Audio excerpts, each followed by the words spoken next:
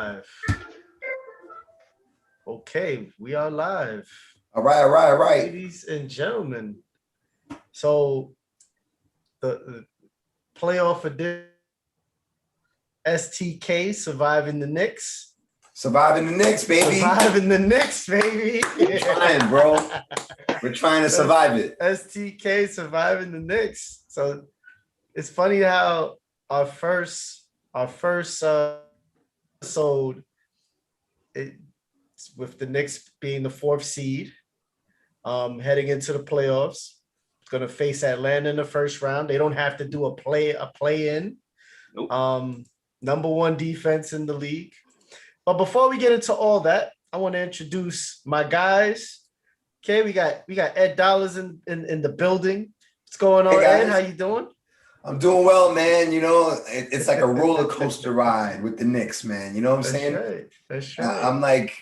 I'm feeling the ride. I'm on board. I'm so relieved that this is actually happening, and we deserve it as fans. You know what I'm saying? It's fantastic. I love it.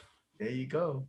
And we got my guy Clearview Daniel from Basketball Only in the building. What's going on, Daniel? What's going on? Listen, man, they did way better than projected. The view was clear for the playoffs. View is clear for the playoffs. Definitely. Shout out to Basketball Only.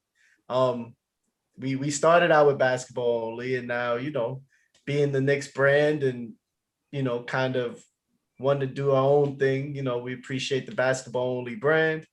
Always. But this is surviving the Knicks, which you guys have survived the Knicks, man. From 2013 till now, man, it was rough. It was very, very rough. Tell me about it, man. I've been doing it for 46 years, man. Oh, man, I'm telling you. So, fellas, let's start off with the obvious. The Knicks are in the playoffs, right? How do what are your thoughts on since 2013? Let's start with Daniel. Daniel, what are your thoughts on this, man? It's monumental occurrence. Is it the sign of the or is it did Daniel freeze? Yeah, and he's freezing up. I think he did freeze on us. Well, we'll leave his grin there. Come. Ed, let's get your take. Yo. First off, them making the playoffs. Let's go back one step. We were projected to win 22 games from Vegas this year. Yep. We were considered trash by most of the NBA geniuses in America. You know what I'm saying? Right. Like Julius Randle was about to get cut off and fed to the dogs and get cut. We started this podcast with Basketball Only talking about how we're going to get ourselves into draft position. Yep. We hired a over the hill, out of touch, old school coach. We got a draft pick last year who many people secretly thought would be a bust. There weren't too positive. There weren't any positives going into the season other than the fact that we had draft capital. That's it. Porzingis was with Dallas. We gave up on our golden boy a couple years ago, and things were very cloudy and muddy. And we there was supposed to be a whole rebuild. Right. And lo and behold, what happened? Lo and behold, we got Tibbs. Tibbs focused on defense, and then we got Julius Randle. And I don't know what he did. He got himself in the gym. He looked in the mirror. He wanted it. And another consideration was probably COVID. No fans. Us New Yorkers are tough, and by not having fans in the house, I think that built some level of confidence in these players. And all of a sudden, they started making runs. They started playing defense. They focused on their strengths, and now we're the fucking fourth seed in the playoffs. That's right. From barely winning 22 games to being the fourth seed to winning 41 games. I don't even know, I gotta look this up. Has that ever been done where Vegas was so wrong by 20 games, by 50%? That's crazy, man. I mean, you think about it, right? I mean, you look No, at that's crazy. That's like winning lotto. yeah, man. Seriously. And we got home court advantage. We're playing a beatable opponent in the Hawks. You know, we weren't going to beat the Bucks. We weren't going to beat the Nets. We weren't going to beat the Sixers. Can we beat the Hawks? I think we could beat the Hawks. It depends. So this is, every year as a Knicks fan, you basically survive the Knicks. Are you gonna, what draft position are they? Can they win 15 games every year? In and out. And our loyalty gets tested every single year. When they acquired Derrick Rose, we were like, oh, this guy's gonna take minutes from quickly. He's gonna be terrible like he was before. And it just kind of gelled, man. And I'm so happy with the outcome. And I'm so happy that I was actually wrong about this entire season. When I first, on our first episode, I had a very gloomy prediction about Tibbs, about the players, about their position, about their projections, about their future. And to my pleasant surprise, that was bad takes. And I'm loving it. And I love the fact that the Nets, who are, probably one of the best teams in basketball, isn't getting any shine in New York because the Knicks have taken over that shine. And it's just a great feeling, man. As a Knicks fan, this is one of the best feelings I've had in like 10 plus years. Yeah. You know what I'm saying? I loved it when Carmelo and Amari was here and we were playing, but there was something about that team that I didn't think was sustainable. And it wasn't sustainable. They won the 54 games. And all of a sudden it was built on, the backs of older players. Mm-hmm. Right now we got like, there's a freshness to this team. There's a lot of young guys. Julius Randle, who everyone thinks is like 33, is really only 26. I mean, we're in a great position. It's an amazing story. Yeah, no, it definitely is. Thinking back, man, I don't think anyone foresaw the Knicks, getting to this point this fast. At the beginning, I remember I was stressing patience. I was like, it's going to be a hard road this year. And It was early on, to be honest with you. It was early on. But the Knicks, I guess one of the great things, even though we criticized the coaching staff of the Knicks, the one thing they taught them in a league where defense is no longer really a thing, they preach defense. And they preach to them the basics and the fundamentals. And, everything else caught up as time went on, and you saw them gelling more, and they fed into the mantra of it's us against everybody. Yep. And it carried on. I feel like you look at a team like the Atlanta Hawks. I think the Knicks can beat them, and it'll propel them because now you get that, you get that second wind into you, and it's like, okay, we beat them. Oh, we can beat somebody. We could beat the next team, and it may not be realistic. It could happen because the next team will probably be Philly, but it's still doable because the one thing that I think the Knicks have over a lot of these teams with all this talent is the mental factor, because the Knicks have been through so much, and they kept getting back up. Yep. You can see, you kind of get like the Nets are like one argument away from like everybody just doing their own thing and it just collapsing. You look at Philly, they're a Joel Embiid injury away from collapsing.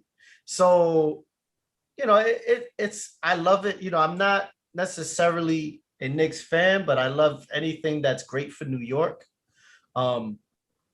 I remember back in '93, it was supposed to be Knicks and Suns.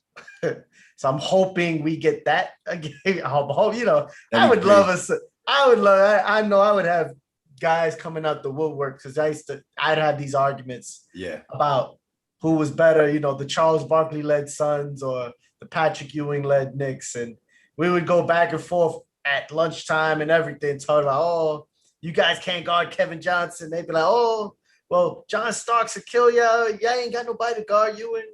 and Michael Jordan beat both of us that year, so Yeah. it was what it was. This team reminds me. This team reminds me of that era, like in a big way. You know, we have the number one option that necessarily isn't the best closer. You know, in Julius Randle, we have a good young player in RJ that's akin to like a Starks. You know, kind of inconsistent. And then we have a lot of plug and play pieces, and we play hard defense. Yep. But to go back as hard as the league allows. Exactly, as hard as the league allows. But to go further, I think that Dolan should get a lot of credit, because Dolan was the one that hired Leon Rose. And what Leon Rose did, you know, we talk about the coaching staff, but they actually have an adequate coaching staff now. You know, they have Tibbs, but then they have Johnny Bryant. They have the dude from Kentucky, and they have like capologists. I mean, he brought in like a modern coaching staff, although he's not although Tibbs isn't modern. Right. And, you know, Tibbs is still Tibbs. The offense does need a lot of work, but the fact that they added advanced scouting, the fact that we got a lot of deals on a cheap, Noel Norlands. I mean, we got him for $5 million. Yep. We're paying Randall $18 million this year. You know what I'm saying? We got Burks for nothing, $5 million. Yep. We got a lot of, we got Rose for $2.5 million. I mean, what people don't discuss enough is the fact that we have the lowest payroll in the NBA. Yep. We're the 4th seed in the NBA with the lowest payroll. There you go. It's a great story, man. It's just amazing. Daniel, is the Knicks making the playoffs sign of the apocalypse? Is this one of the 66 seals broken? I'll tell you what, man. They broke all the expectations I said. I had them projected at 32 and 40, right? And no way. You said 25 to 27 wins.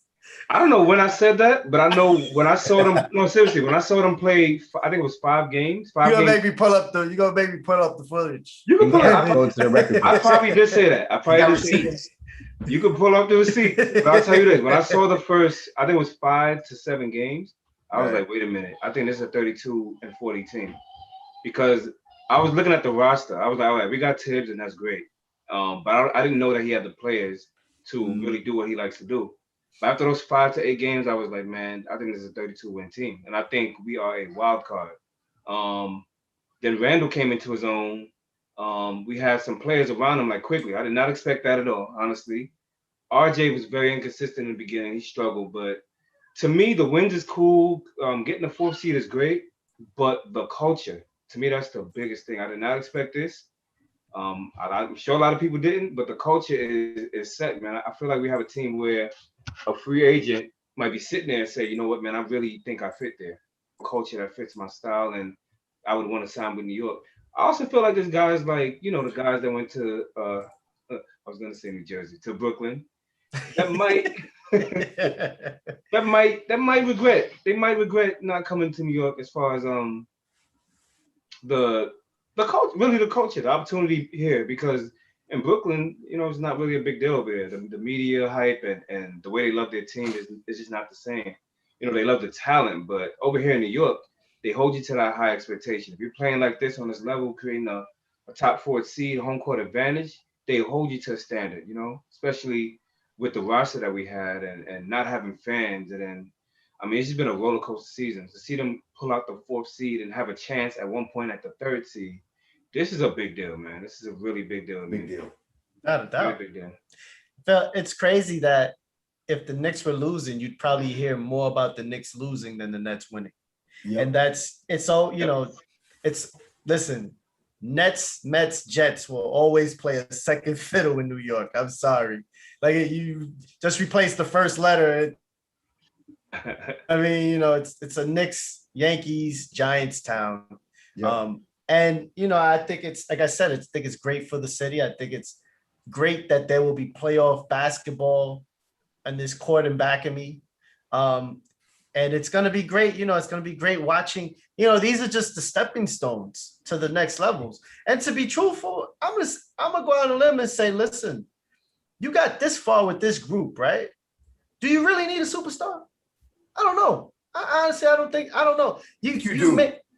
I think you do. I don't know, man. I mean, you may not, because you may already have your superstar. RJ Barrett is coming along. I mean, you could try and go out and get one like the Knicks have been doing for the last 5 years, or you could continue to add pieces. If you look at the screen, right? Nerlens Noel is second in blocks, and like you said, he's only on our books for $5 million. He's on the Knicks books for $5 million. He's our second center. Right, exactly. You should. I think that was one of the mistakes that I kept talking about from the beginning, and y'all know I did. Robinson should have got traded for that second pick. Should have traded him. They forgot about Mitchell Robinson because believe it or not, LaMelo Ball on this team would have been insane, man. They should have definitely traded him. Would have been insane, but it allowed Julius Randle to flourish in the system. Yeah. So the first round looks to be against Atlanta, New York against Atlanta, which is going to be a big hoopla for, rappers and everybody else that, that wants to make a big deal about New York and Atlanta. The Yankees beat the Braves hundreds of years ago, and that was like a big thing. What do you guys think of the Braves, the Hawks and Knicks first round series? What do you guys got any predictions? We'll start with Daniel, because you froze the last time, Daniel. So hopefully, he's looking around for something. Trying to find my broom. Oh, listen, man. You know what? If the Knicks had 5th seed, I'd give the Hawks 5 or 6. But let me tell you, those first 2 games at the Garden, with this culture, with what is the best defense in the league, with this culture, the Hawks, I don't think they can handle those first 2 games, man. I don't care if Trey's half healthy, full healthy, not playing. Listen, I see either a sweep or 5 games at best for the Hawks. This is going to be a rout. I think it's going to be entertaining. I think the Hawks will compete. I think it's going to be a couple close games, but I think the Knicks, if they come in hungry as ever, as hungry as they've been lately, if they keep that attitude of playing, the way they played against the Suns, even though they lost, but just that fight, that competitive nature, then the Hawks won't stand a chance. If they play down to the competition, then they'll give the Hawks a chance. But they just got to keep hungry. Randall can't have these boneheaded turnovers and plays. He has to come in, playing the right way. I think they have to play him a little more off the ball and let D Rose or Quickly or somebody else handle it. But I don't see a reason why they wouldn't at least win in 5. So Atlanta only gets 1 game. Yes. Oh, okay. Okay. Did my take that. All right. And I hate being like, I don't want to hate, because these guys are like, my takes are so off that I'm like, I don't know what's going to happen, but let's be real. Atlanta is actually a very good team. And Atlanta was, they had a lot of free agents. They have a lot of shooting, a lot of 3-point shooting. Gallinari's on that team. But Bogdan's on that team. Trey Young's on that team. They have a lot of wings. I mean, they got like 12 guys, and, most of those guys can actually start on other teams. So they have a lot of depth. Their coaching in the beginning of the year was not so good. They weren't very happy with their coaching staff for whatever reason or no reason, and they suffered. But, the new coach that came in, created the right structure, and now they're really, really flourishing. So can the Knicks beat the Hawks? I definitely think the Knicks can beat the Hawks, but I don't want to discount their offensive firepower. Right. This is a one of those, offense versus defense type of thing. But the biggest difference, unfortunately, is Trey Young. Trey Young is terrible on defense, but on offense, the guy's a wizard. And the fact that he has such a connection with Capella. Remember the last time we played him, Trae Young was torturing us and Capella was killing us until Payton did the only good thing he did all year, which was foul Trae Young hard and got him out the game. And he was out for like 5-6 games. You know what I'm saying? But when Trae Young is going, it's very difficult to stop. So, what do the Knicks got to do? One of the things that, you mentioned earlier that the Knicks don't need a superstar. Unfortunately, one thing that a superstar does is give you buckets, and we don't have a clutch play. Randall's been fantastic, and Randall's worth the max, but he can't make one shot, 5 seconds. He's not making a shot. He's not that guy yet. And I don't think he'll ever be. He's definitely a great number 2. RJ is 20 years old. He's developing and he probably won't get that shot. So, and Derrick Rose, his legs, he can get that shot here and there, but he's not the same. So right now we don't have a shot maker in those critical points. And I feel that we may need a shot maker for the Hawks series. Now, the good thing is we are the number 1 defense and we need to slow the pace for the Hawks. We need to put Frank on fucking Trae Young and slow him down and cut off the pick and roll with Capella. And they got to play Capella hard. And I'm worried that Capella will get our centers a lot of fouls. And RJ does, for whatever reason, no reason, RJ gets a lot of fouls because he's overly aggressive on defense. And that's a good thing. But Tibbs is going to go with a short rotation. I think the Hawks are going to go like 8 to 10 guys. And they shoot a lot of threes, man. They go in and out of games because of the 3-point shot. Luckily for us, we have the second best defending the 3 percentage in the NBA. Clippers are number 1. So that's great. And we do a good job of it. But, I don't know if that can hold in the whole series. So it's going to be close. I think we got to start playing bully ball and really bully and beat those motherfuckers up. Like Trae Young, we got to really – I think if you kill the point of attack and you start off at Trae Young and really hassle him, you throw all your bodies on him. Frank, Derrick Rose, Payton, you make him work hard and try to slow him down and beat him up. And I think that if we do that, we'll have a chance. If we don't do that, we won't have a chance and they'll beat us. But I think that the Knicks have to play the way they've been. They can't change. They can't change now. They are who we think they are. They got to play a gritty defensive game plan. They got to get great production from Randall. Randall's got to average like 30 points. RJ's got to have 20 points. Derrick Rose off the bench has to average 20 points. And then we need other production, Burks. You know what I'm saying? We need other guys to fill in the gaps. And we got to average 105, 106 points a game. The Hawks are going to get, more than 100 points a game. So we got to kind of stop them. It's going to be tough, man. It's not going to be easy, but I definitely think we could beat them. Yeah. Yep. I see New York and I feel like, especially in the playoffs, when everything comes down to possessions, I think it's going to be a learning to the ball. But I feel like the Knicks having the number 1 defense and being better at the fundamentals of basketball. Obviously, Trae Young's going to go off in that series, but I think he's the only one that's going to go off. Right. And he doesn't play defense, so really you only have to worry about him on only one side because he's going to give up as many points as he's dishing, as he's giving you. So it's like I don't really. Honestly, I see 6 only because of the fact that you have 2 teams that don't know how to win in the playoffs. So they're gonna be figuring it out on the go, and they're gonna that. And then the best team, which I feel is the Knicks, is gonna figure it out and be like, okay, boom, this is how we're gonna close them out.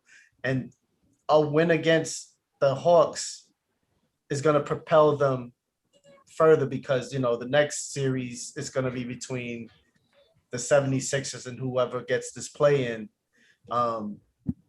If it ends there, it ends there. But I feel like I feel like the Knicks have overachieved this year.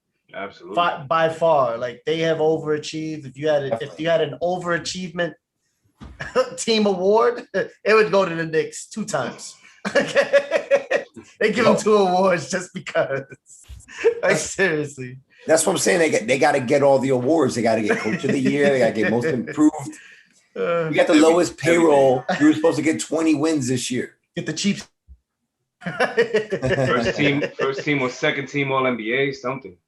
Hey, listen, definitely Julius Randle, I think, makes a huge case for a first team. Absolutely. All NBA. Yes, for sure. Because okay, you maybe not first team, maybe second and third. He's definitely at least second. I'll give him second. Definitely second. Okay, Giannis is gonna get one of those forward slots. Okay. Yep. Who's the other forward that's gonna get it? AD could probably qualify for it, but he was injured a lot this year. Jimmy Butler maybe, but his stats aren't better than Randall's. You know what I'm saying? Yeah. LeBron was hurt. LeBron was hurt. Yeah, LeBron missed a lot of games. You know, Kevin Durant was hurt. So you figure a lot of guys are hurt. Yeah, I honestly, I don't see how, it makes a strong case. I think if the media picks anyone else, it's because of the lack of respect for Randall's season. And that's just an aberration. But I think even if he gets second team, I mean, when's the last time we had a Knick that was all NBA? Third team. Oh, no. I mean, it's an amazing story. Either way, if he gets second team, I'm just as happy if he got first team. Oh, you know what I'm saying? And to talk about Julius, his evolution of a critical must-have player was astounding. I mean, not only did he come into this season in excellent shape, not only did he stop doing the stuff that made him like maddening to watch. Remember that 360 fucking remember that turnover? I haven't seen that all year. I haven't seen that all year. But no joke.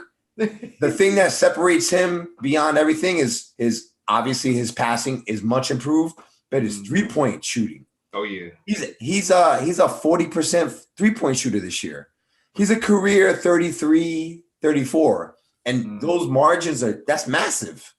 You know what I'm saying? And the clutch gene. Although, again, if we're down by 1 and the ball's in his hand, we're not winning that game because he's not going to make that shot. But 5 minutes prior to that, and we need a bucket, he's making that bucket. Right. You know, he you know what I'm saying? Like he's making those buckets. We need a better shot creator. And because Tibbs focuses on defense, the offense is a struggle. So their makes are hard makes. They do a lot of ISO plays, and they're making those tough shots. And Randall, and the fact that the ball's in his hand the majority of the time, and he's finding the 3-point shooters. The other thing that the Knicks have done as a team is our 3-point percentage is also just like Randall's. It's the margin between the team last year and this year it's unheard of. The whole team, the team is averaging 38% or 39% from 3, but in the month of April and May, they're at 44%. That's almost half. And they're not taking, other teams like the Hawks or the modern NBA would be taking like 30, 40 threes a game. They're taking a conservative amount of threes, but they're making them. And that's what Tip preached in the beginning. It's not about, how many threes you take, is the right threes and they take the right threes. Definitely. And Randall's just like finding his pockets. He has a relationship with some of the players, and then Derrick Rose is on. I mean, Randall's definitely the reason why we're in the playoffs. Derrick Rose might be the reason why we're the 4th seed. And there you go. It's great, man. There you go. Just great. Question for you guys. So obviously the Knicks overachieved this year. They're doing great things. It's going to be, I'm excited for playoff basketball this year, man. It's going to be something. I have a question for you guys about this, something that was part of the inception. Well, not part of the inception from the bubble. And it's, it's back again. The play-in for the final 2 playoff spots. What are your thoughts about the play-in? Is it fair to the 7th seed who grinded and made it, and solidified, because they're not the 8th seed. It's one thing if you're doing a play for the 8th seed, but you're doing it for 2 spots, and you got guys like LeBron James who's totally against it for obvious reasons. Golden State's gonna knock them out, because if Portland wins today, if Portland beats Denver, the Lakers will be in the 7th seed. And they gotta fight. They gotta play Golden State. They're up by 20 something right now. Yeah, they are. I love it. But then but like Steve Kerr said, if you were the 7th seed and you lost the last 2 or 3 games of the season, did you really deserve to be the 7th seed? So it kind of be to those 2 spots and doesn't really impact much. But let's start with you, Ed. What are your thoughts on the play? Well, as a fan from the NBA perspective, today was a lot of drama, right? Washington beat the Hornets to be the 8th seed. And the importance of being the 7th or 8th seed is you win 1, you're in. If you're 9 or 10, you got to win 2. Mm-hmm. The Lakers. Oh, okay. You know what I'm saying? I was curious about that because I was asking earlier. I was confused about it too when we spoke, but then I found out later on. How it works is the 7th seed plays the 8th seed. Whoever wins is in. And then the loser faces the winner of the 9-10 seed. And then they got to play them. So the Lakers might play Golden State. The Lakers may play Golden State. And if they lose, they may have to play like some other team. If they beat them, then like Memphis, Right. So they can get knocked out. So, what it did was it brought a lot of drama to the end of the season. You know what I'm saying? Right. And I'm all for that. I mean, I'm all for the fact that Washington had an opportunity to make it, and now they're legitly the 8th seed. That's right. I'm all for, Charlotte being in there. I'm all for the Grizzlies and some of the bottom feeders. The Pelicans, for instance, had an opportunity. But is it fair for the 7th seed to do this? I feel like the play-in should be about the 8th seed. You know what I'm saying? The 8th seed, because you're the last one, should play in against the 9th seed, not the 9-10. I feel like they put too much going on because that, it kind of waters down the playoffs. The best 16 teams should be in it, not the best 22 teams. And although the play-in is not a playoff game, it's sort of a playoff game. Right. But it brought a tremendous amount of drama. You know what I'm saying?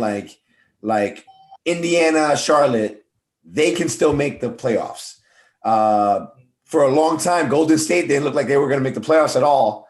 And the Spurs, they can make the playoffs. So it gave hope to fan bases across the NBA landscape.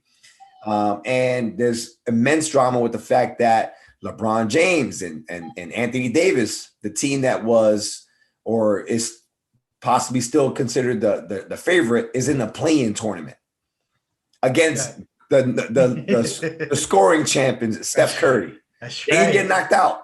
That's right. And that would be terrible for the NBA. If the Lakers get knocked out, there won't be any more play-in tournaments. That's for sure. So the NBA is betting that the Lakers will make it because if the playoffs continue and the Lakers are not in the playoffs because they got knocked out by Golden State and Grizzlies for whatever reason, then they're gonna really rethink this whole thing. But from a pure basketball perspective, I'm like, you have a whole season.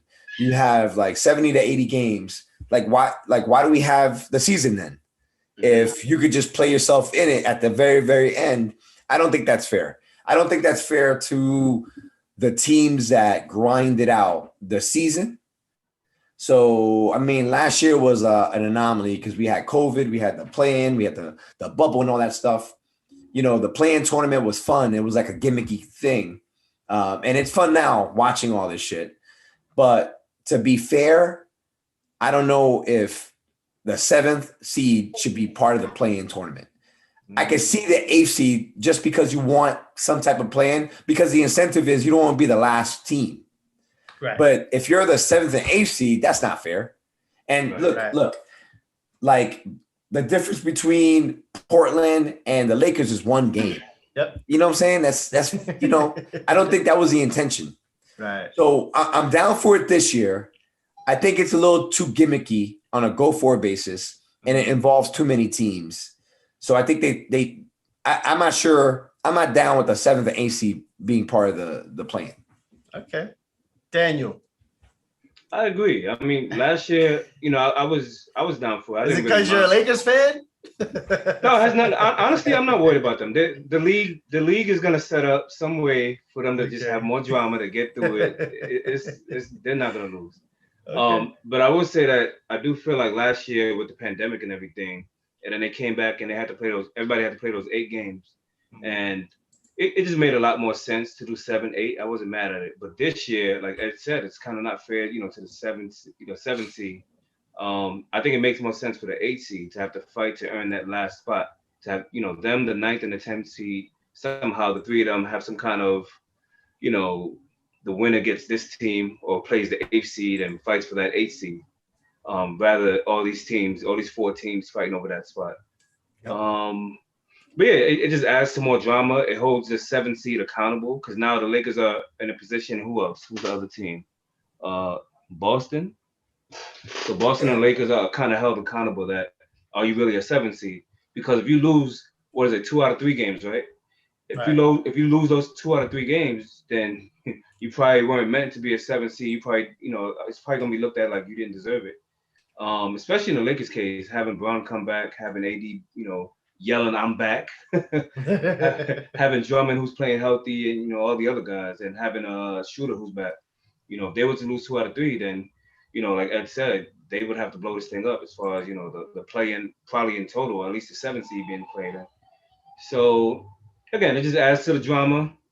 But I don't think it should be more than 8th seed. I do think between last year and this year, by next year, I don't think it'll be as necessary, honestly. I think they should just get rid of it. I mean, I like it old school where you fight for that 8th seed. There's a lot of drama enough between 8th, 9th, and maybe 10th, where they're usually within 3 games or less of each other, down to the last game of the season, where you cannot lose these last 2 games or the last game. I like it better like that, but let's see what happens this play-in, and it's just gonna add to the drama. It should be more fun, entertaining, and get to see what Steph and LeBron going at each other looks like. I'm gonna watch that. I can't. Oh yeah, that's gonna be must-see TV because the Blazers look like they're about to take this one. I hope so. Yeah, we know that Daniel's children in the background do not like the play-in. They wanted the Knicks to be the 3rd seed. They do not like that. I don't know. I mean, honestly, you could look at it from both ways. Me personally, I don't feel like the 7th seed should be involved. Right. It makes things confusing. And then, but it also adds that nothing is given. You know what I'm saying? And if you're a 7th seed and you think you're on that high horse, and it's like, okay, well, I'm gonna coast in, and I think the plan should be based on records, right? To 11th seed, and they're all like a game apart, then they all should do a play-in. Forget about it, like all play-in, because at the end of the day, if you're only a game apart, then how much better is the 7th seed from the 11th seed? You know what I'm saying? But if you got a 7th seed that's like 5-6 games ahead of the 8th, you need to. I think it needs to be based on what the records actually are, and it could be like a year-to-year kind of thing. Because if you got a solid 8 in the Western Conference, a solid 8 in the Eastern Conference, then you don't really need to do a play-in. Why cheat those 8 teams? Those last 2 teams, or the eighth seed in each conference. Why cheat them out of their success in getting to the playoffs? Right. But again, if there's not enough, if you're looking at a game or half game between, let them play it out. Screw it. Why not? It adds that 8th seed can now, it'd be like the Cinderella. Kind of gives it like a college basketball effect, right. Which is kind of, college basketball is exciting for the most part. Right. Outside of the lack of talent, you still, it's any man, one game, you could go very far. It's a 1-game elimination. So yeah, I don't know. Like to your point, look at the Spurs. The Spurs are 33 and 39. The Right. Lakers are 41 and 30. Is it really Right. fair No, that the it's not. Spurs are in the play-in? Right. No. It's just not fair. No.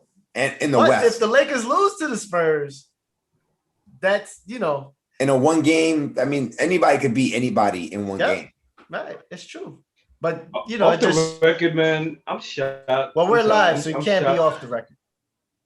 On the record, on the record, I'm just shocked at New Orleans, man. I can't believe that they're not at least in a play-in. You know, I had a little more high expectations for them. I thought they'd at least be top 9, top 8, but that's crazy. You know, the fact that they didn't make the play-in benefits the Knicks because Lonzo Ball, they're gonna be like, hey, listen, with Lonzo Ball, we didn't make the play-in. We might as well let Nikhil Alexander take over the reins, and anybody else could pay Lonzo $25 million a year. And as I mentioned on this pod or a predecessor pod on various occasions, that I think that the Knicks need a Lonzo Ball. I'm all for it. So the whole plan was to try to get, you know, Zion in the playoffs, and it didn't work out. And I watched many Pelican games, and they beat themselves like most of the time. Yes. I don't know what it is about that team, but they just hot and water, man. They don't grind, and it's just a bunch of young guys. And Zion found his role, but the other guys haven't really found their role. It's weird. It's weird. I mean, yeah, I texted to the guys earlier. I was like, it's time to break up the Pelicans because they underachieved so bad that it was just like, what was the even point? Like, you had your front court was amazing. Steven Adams, you had KD Jr. just more forward. Yeah, Zion, like your front court alone was loaded. Eric Gordon. And also, you know, Zion could be that super. You know, he's really close with RJ Barrett. So you never know. That's another thing that could propel you. Good. You know, hey, why not? Yeah. And listen, so if you guys could describe this NBA season in one word, what would it be? Okay. Daniel, let's start with you. If you had one word to describe this NBA season, what would it be? Adjustment. Okay. Adjustment. Okay. Explain that. Curious. What does that mean? Coming out of the craziest season ever, where, you know, guys were probably on the road, like a Milwaukee or even the Lakers, and then this virus comes in and just stops everything. And now everybody has to be home. You know, you're wondering, am I going to play basketball again this season? Are we going to finish the season? Are we going to be able to play next season? Like, what's going to happen? And then coming back the tail end of July, playing the 8 games, playing the bubble situation, teams like Miami and LA making that run, and then playing less than 2 months later. Then you have teams like the Knicks and others who hadn't played in almost a calendar year come back. Guys are getting hurt because they're not used to this routine. You know, they're used to at least April or June, anywhere in between. And then coming back for training camp in September, preseason October, start the season November, and now like you're starting over on Christmas, you know, and guys that don't get hurt were getting hurt, coming back, getting hurt again.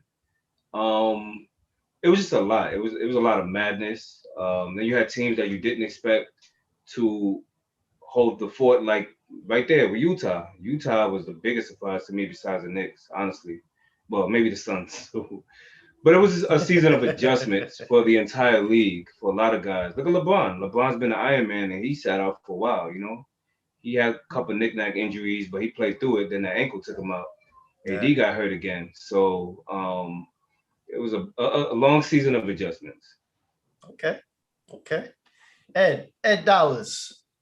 It was amazing. I love this NBA season.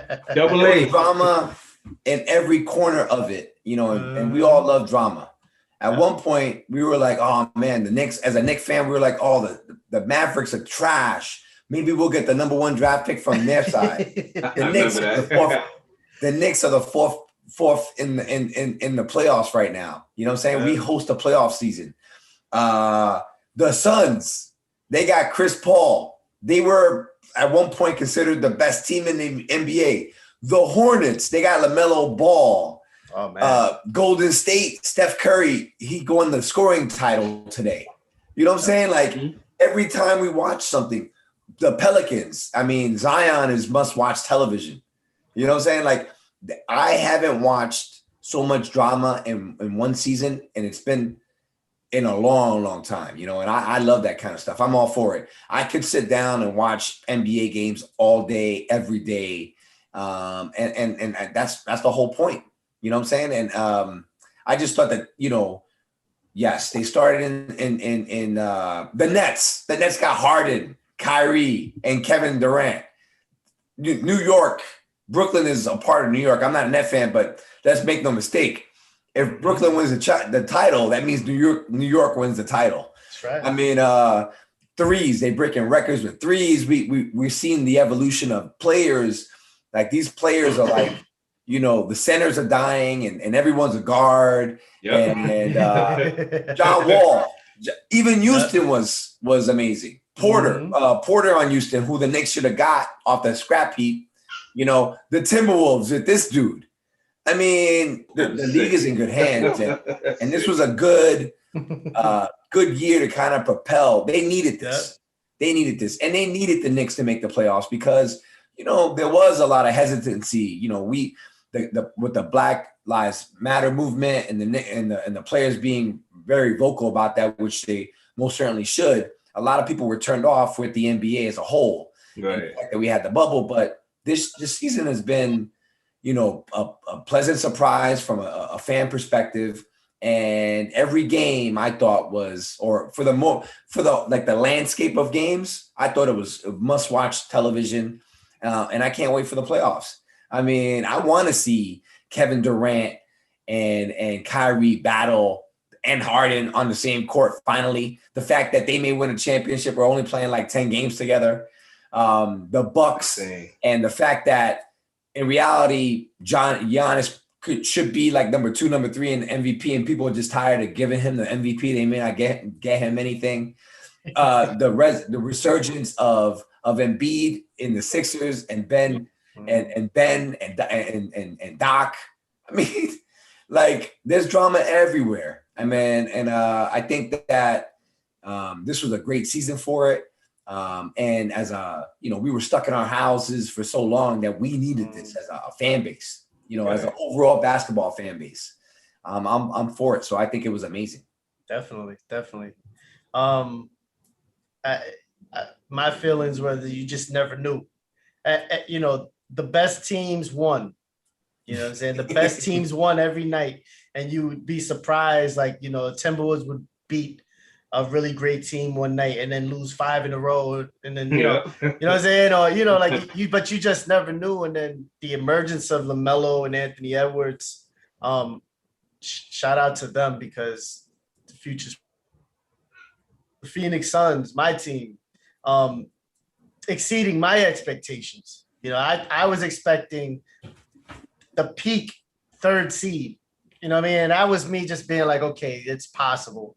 But for them to be relying on the Kings to beat the Jazz to clinch the number 1 seed, and, you know, it's crazy. It's insane. You know, you just never knew, like, each night, but the best teams ended up winning and prevailing. And I think it's gotten back to that, which is amazing because it was always like, you know, you had the Warriors who were loaded and you really didn't no one could beat them. You know what I mean? Injuries beat them. You know what I mean? Had they had a full squad, they would have beat the Raptors. I mean, let's be real. You know what I'm saying? We all know from a basketball standpoint that the Raptors, they would have made it interesting, but there's no way they would have beat Golden State Warriors. But now it's like the playing field, you know, at least the West is still loaded. And I think like like CP3 said, you can't duck nobody. You got to go through 8, you know, tough teams. You got to go through 3 tough teams to get to the finals. And it's just, you know, it's been really dope. I'm excited for the playoff basketball this year. Excited now because, man, it's, you know, at least from the West standpoint, you got 4 series that are really gonna be like, yo, you don't know who's gonna win, especially like if the Lakers fall to the 8th seed and they got to go against Utah. Oh my God! Like a 1 seed might get the throne. It's crazy, because it is. Or the champion may not make it out the first round. Yep. It's dope, man. I'm loving it. I'm loving it. From the East, I'm gonna be rooting for the Knicks because I want a Knicks Suns final. But I don't know if that's. Be mad. I would not be mad. I don't know if it's realistic. Because you still got that dark horse in the corner, Milwaukee. You got Philly, who's played really great. You got the Heat, who are still in it. That you can't count that team. I mean, there's just so many tangibles that you could just look at, and it's been great, man. Even from the emergence of this podcast, you know what I'm saying? Exactly. You just never knew. We didn't have this podcast last year. No, right? That's what made it amazing. Telling you. So, any last words, fellas? Ed, any last words? Yo, I'm just super happy about the emergence of the Knicks, and the Knicks are New York forever, baby. I think that we have a bright future. And again, from the perspective of me thinking back in the beginning of the year, and I'm thinking, oh, we got to fade for Cade, and we need, Tibbs sucks, and we need a modern coach, and with all that bullshit, look where we're at. Right. We're the 4th seed, the lowest payroll. We're like 15 draft picks coming up. Mitch Robinson, probably our second or third best player, is not playing. We have multiple first round draft picks. We got money in the bank. We got RJ developing confidence, and Obi's not lost. He started playing. He started balling the last couple of months. He just needs a point guard. So these are great things for us as a fan base to watch. And the fact that now they're hosting a playoff series against a winnable opponent, provided that they lock them up on D and get pivotal contributions, I'm all for it. And I'll fucking lose my shit if we beat the Hawks and go to the second round. So you're gonna lose your shit. Yo, our next podcast, we gotta do this shit live. You guys gotta be vaccinated fully. Let's do this shit live. Let's go somewhere and let's hang out for a little bit and watch a game. Oh, without doubt. But I'm all for it, man. And as we said, basically this season's been a fantastic season. The culmination to make the playoffs as a 4th seed, where we had to determine at the last day of the season in cardiac Knicks fashion, where the scrubs of the Celtics came back and we were up by 3 points, and it took Randall's free throws to ice it. You know what I'm saying? That's just cardiac Knicks for you, and I'm all for it, man. Oh man, clear view. To me, for that Knicks fan like myself, like Ed, that watched these last few seasons that were headache, especially after Melo leaving, and there were games where it's like, why am I watching? But you love the Knicks so much, there's hope night in, night out, right?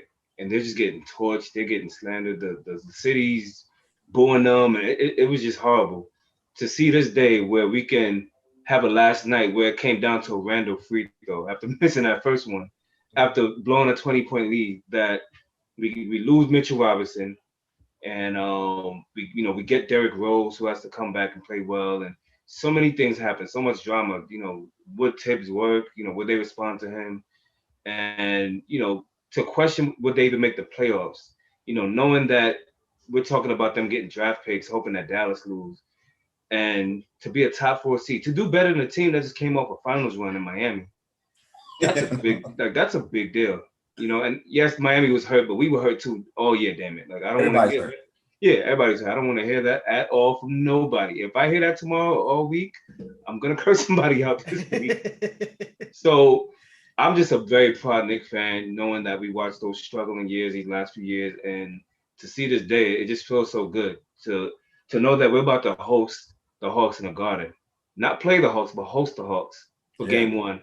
Right. And finally, after this whole bubble situation and the pandemic, to see the Knicks fans, come in a few weeks ago, and just to hear like MVP chants again, and just to sit there on my couch like, man, I missed this. Like, to hear and mind you, it was a few, what was it, 20%? It was a few fans, 20% capacity, something like that. Mm-hmm. But their voice was damn near, like 90. You could hear the passion and it wasn't just MVP. It was MVP. You know how Knicks fans are. And it's like, man, it feels good.